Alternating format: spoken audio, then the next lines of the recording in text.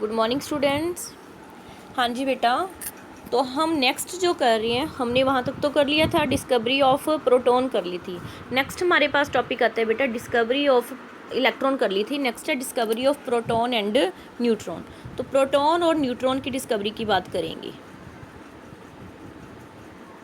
चलिए जी, तो सबसे पहले इसमें हमारे पास क्या आया है,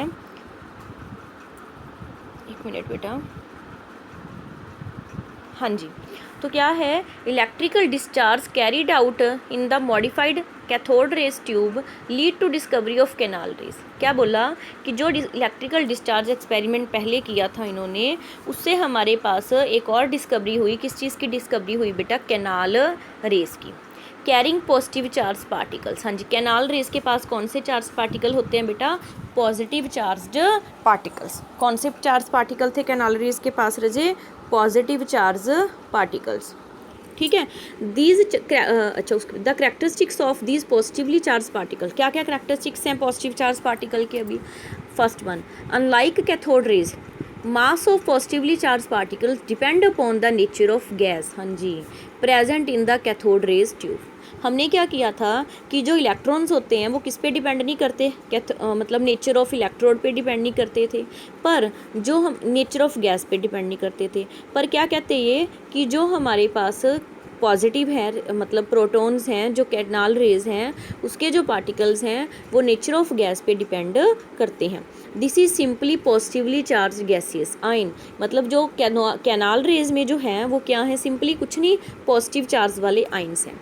the charge to mass ratio of the particle depend on the gas from which these originate. अब ई अपॉन एम की रेशो हमने की थी ना, चार्ज अपॉन मास की रेशो। हमने क्या किया था कि कैथोड रेज में चार्ज अपॉन मास की रेशो चेंज नहीं होती, सेम रहती है। बट यहाँ क्या बोला है कि charge to mass ratio depend on the gas, वो गैस पे डिपेंड करती है। मतलब अगर आपने हाइड्रोजन गैस ली तो चार्ज टू मास की रेशो अलग आएगी, अगर आपने नाइट्रोजन गैस ली तो चार्ज टू मास की रेशो क्या आएगी? अलग आएगी। तो कहने का मतलब क्या है कि चार्ज टू मास रेशो जो है वो चेंज करेगी। थर्ड पॉइंट क्या बोला? अच्छा, sum of the positively charge particle carry a multiple of fundamental unit of electrical charge. मतलब कुछ जो पॉजिटिवली चार्ज पार्टिकल्स होते हैं वो अपने साथ क्या कैरी करते हैं? Multiple of fundamental unit of electric charge, बहुत ज़्यादा इलेक्ट्रिकल चार्ज के यूनिट्स को कलेक्ट करके चलते हैं। फोर्थ क्या बोला है? The behaviour of this particles in the magnetic और electric field is opposite that observed from electron और कैथोड रेज। हमने क्या देखा था कि जब कैथोड रेज पे हमने इलेक्ट्रिक फील्ड अप्लाई किया था तो कैथोड रेज के ऊपर कौन सा चार्ज होता था? नेगेटिव। कैथोड रेज कौन सी तरफ जाते थे बेटा? पॉजिटिव की तरफ। पर यहाँ पे क्या देखा गया कि जो कैनाल रेज हैं उनका बिहेवियर अपोजिट है। कैनाल रेज कौन सी तरफ जाएंगी बेटा? पॉजिटिव की तरफ जाएंगी। कैनाल रेज नेगेटिव की तरफ। कैनाल रेज के ऊपर कौन सा चार्ज होता है? Positive.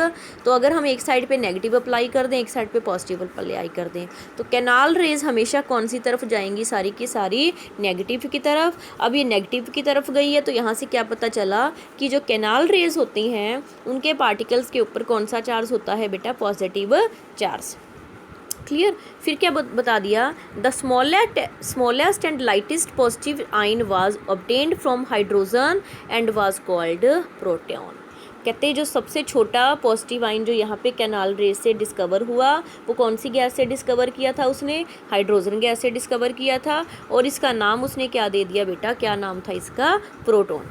The positively charge particle was characterised in 1909। कुछ नहीं, बस ऐसा कुछ पढ़ने की ज़रूरत नहीं, मैंने ये याद रखो कि कभी डिस्कवरी हुई थी इसकी? 1919 में। Later in it was failed the presence of. अच्छा, उसके बाद हमारे पास बात आती है, ये समझने की बात है, समझ लो कि प्रोटॉन की डिस्कवरी हो चुकी पॉजिटिव चार्ज की, नेगेटिव इलेक्ट्रॉन की डिस्कवरी हो गई। तो हमारे पास जो है एटम क्या होना चाहिए? न्यूट्रल होना चाहिए। एटम हमारा क्या हो गया? न्यूट्रल हो गया। पॉजिटिव भी आ गया उसमें, अब नेगेटिव भी आ गया। पर जो एटम का मास है वो बराबर नहीं हुआ। प्रोटॉन और इलेक्ट्रॉन का जब मास का जोड़ किया तो वो मास का जो जोड़ है वो बराबर नहीं हुआ, कम हुआ। तो वहाँ पे हमारे पास एक नई डिस्कवरी किस चीज़ की आई? चैडविक की। कुछ नहीं लर्न करना आपने, सिंपली ये याद करना है। फिर चैडविक ने नई डिस्कवरी की, किस चीज़ की नई डिस्कवरी की बेटा? न्यूट्रॉन की। कैसे की, अब ये चीज़ इंपॉर्टेंट है यहाँ से। By bombarding a thin sheet of beryllium by alpha particle, मतलब उसने एक पतली सी शीट ले ली, बेरेलियम की ले ली या बोरोन, किसी भी एक मेटल की ले ली, उसके साथ उसने क्या टकराया, अल्फ़ा रेस को टकराया, अल्फ़ा पार्टिकल को टकराया। तो जब ये अल्फ़ा पार्टिकल्स बेरेलियम या बोरोन से स्ट्राइक हुए तो यहाँ से उसने क्या देखा, एक नए टाइप के रेस बाहर आई, जिसमें कौन से हमारे पास पार्टिकल थे, N4 न्यूट्रॉन। कौन से पार्टिकल्स बाहर आ गए बेटा, N4 न्यूट्रॉन। तो यही बोला है, बम्बार्डमेंट किया थिन शीट ऑफ बेरेलियम को अल्फ़ा पार्टिकल से, when electrical neutral particles having mass, अच्छा इलेक्ट्रिकल न्यूट्रल पार्टिकल्स की डिस्कवरी हुई, mass slightly greater than that of proton, जिनका जो मास है बेटा वो क्या था, प्रोटॉन से थोड़ा सा, मास उनका क्या था बेटा, प्रोटॉन से थोड़ा सा, एक मिनट, हाँ जी, तो उनका जो था मास, उनका जो था, देखो क्या लिखा, when electrical neutral particle have mass slightly greater than that of proton, जो आए पार्टिकल उनका मास प्रोटॉन से थोड़ा सा क्या था, बराबर था। स्लाइटली ग्रेटर बोला है वो, वैसे हम ज़्यादातर बेटा बराबर ही लेते हैं। जो न्यूट्रॉन का मास होता है वो ऑलमोस्ट इक्वल होता है प्रोटॉन को, बट उनके ऊपर चार्ज कोई भी नहीं होता, ना पॉजिटिव ना नेगेटिव, तो उन पार्टिकल्स का नेम इसने क्या दे दिया, न्यूट्रॉन। तो ये भी क्या आ गया, बस आगे कुछ नहीं करना, न्यूट्रॉन भी क्या आ गए, फंडामेंटल पार्टिकल आ गए।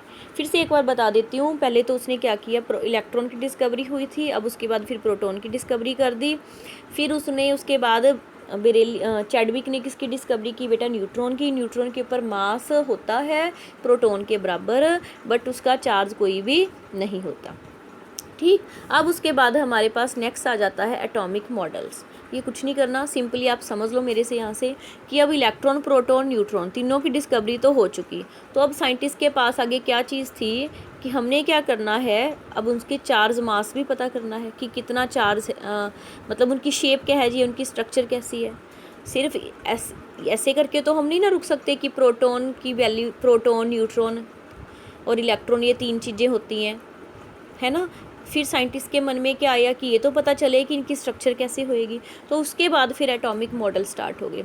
मैं ये बेटा स्क्रीन इसलिए बड़ी कर रही हूँ ताकि आप चाहे स्क्रीनशॉट इसका ले सको, बस ये चीज़ ही आप लोगों ने करनी है यहाँ से, और कुछ नहीं। मिलिकन ऑयल ड्रॉप मेथड कुछ नहीं करना, बस मिलिकन ऑयल ड्रॉप मेथड से आपको ये पता चल गया था कि उसने मास का पता लगाया था, ठीक है।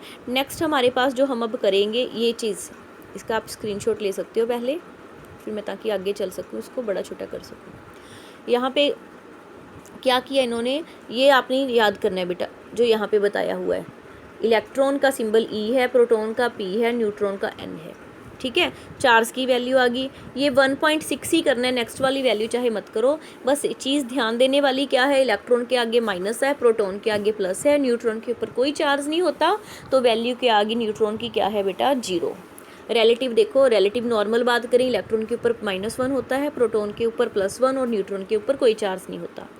फिर मास है बेटा 9.1 इंटू 10⁻31, 1.67 ये वैल्यूज़ करनी है, इसकी भी ज़रूरत नहीं, अगर ना करोगे तो अप्रॉक्सीमेटली ये भी कुछ नहीं, ठीक है। तो ये मेन है, यहाँ पे ये चीज़ें आप कर लो। उसके बाद नेक्स्ट हमारा सीधा टॉपिक जो आएगा वो आता है थॉमसन मॉडल ऑफ एटम।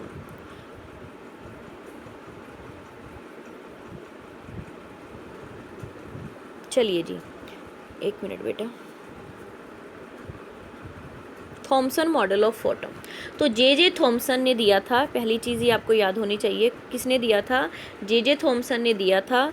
कब दिया था बेटा जे थॉमसन ने ये वाला मॉडल, 1898 में, ठीक है। जे थॉमसन ने मॉडल दिया था 1898 में। उसने क्या बोला कि जो एटम होता है वो उसकी शेप क्या होती है बेटा, स्फेरिकल शेप, ये दिखा रखा है ना, देखो सफ़ेयर की जैसी स्फेरिकल शेप है, ठीक है। In which the positively charge is a uniformly distributed, जिसमें पॉजिटिव चार्ज है, जो सारा दिखाई दे रहा है ना येलो वाला पार्ट, वैसे एक्चुअली में इसने वाटरमेलन के साथ कंपेयर किया था कि जो सारा जैसे वाटरमेलन का रेड वाला हिस्सा होता है वो क्या होता है, पॉजिटिव चार्ज का। तो वही यहाँ पे बोला है कि पॉजिटिवली चार्ज है वो यूनिफॉर्मली डिस्ट्रीब्यूटेड, फैला हुआ है। Electron are embedded in such a manner that it give most stable electrostatic arrangement. अच्छा जी, या सिंपल वर्डिंग आप कर सकते हो इसमें कि इलेक्ट्रॉन आर इम्बेब्ड, इलेक्ट्रॉन इसके अंदर, ये इस गोले पड़े ना, ये इलेक्ट्रॉन है, इलेक्ट्रॉन इसके अंदर ऐसे पड़े होते हैं to balance the positive charge, आप सिंपल वर्डिंग भी कर सकते हो, electrons are embedded in it, electron इसके अंदर प्रेजेंट होते हैं, प्रेजेंट भी वर्ड यूज़ कर सकते हो। कैसे पड़े होते हैं? टू बैलेंस द, किसको बैलेंस करने के लिए बेटा? पॉजिटिव चार्ज को।